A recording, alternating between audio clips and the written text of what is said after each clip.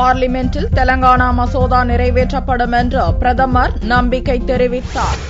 புதனன்று பார்லிமென்ட் சிறப்பு கூட்டத்தொடர் துவங்குவதை முன்னிட்டு சபையை சுமூகமாக நடத்திச் செல்லும் வகையில் அனைத்துக் கட்சி கூட்டத்தை லோக்சபா சபாநாயகர் மீராகுமார் கூட்டினார். பல்வேறு கட்சிகளின் பிரதிநிதிகள் பங்கேற்ற இக்கூட்டத்துக்கு பிறகு சபாநாயகர் மீராகுமார் கூறுகையில், சபையை சுமூகமாக நடத்திச் செல்ல அனைத்து கட்சிகளும் உறுதியளித்ததாக தெரிவித்தார். அனைத்து கட்சி கூட்டம் முடிந்ததும் பிரதமர் மன்மோகன் சிங் கூறுகையில், எதிர்க்கட்சிகள் கிளப்பும் எந்த பிரச்சினை குறித்தும் விவாதிக்க அரசு தயாராக இருப்பதாக கூறினார். தெலுங்கானா மசோதா, ஊழல் ஒழிப்பு மசோதாக்கள், மகளிர் மசோதா, மதக்கலவர தடுப்பு மசோதா உள்ளிட்ட பல முக்கிய மசோதாக்களை நிறைவேற்ற வேண்டியிருப்பதால் பார்லிமெண்டை சுமூகமாக நடத்த அனைத்து கட்சிகளும் ஒத்துழைப்பு நல்க வேண்டும் எனவும் கோரிய பிரதமர் மன்மோகன் சிங், தெலுங்கானா தனிமாநில மசோதா பார்லிமெண்டில் நிறைவேறும் என்றும் நம்பிக்கை தெரிவித்தார். பிப்ரவரி 21ஆம் தேதி வரையில் நடக்கவுள்ள இக்கூட்டத்தொடரில் 12ஆம் தேதி ரயில்வே இடைக்கால ரயில்வே பட்ஜெட்டையும் 17ஆம் தேதி இடைக்கால பொது பட்ஜெட்டையும் தாக்கல் செய்ய அரசு முடிவு செய்துள்ளது.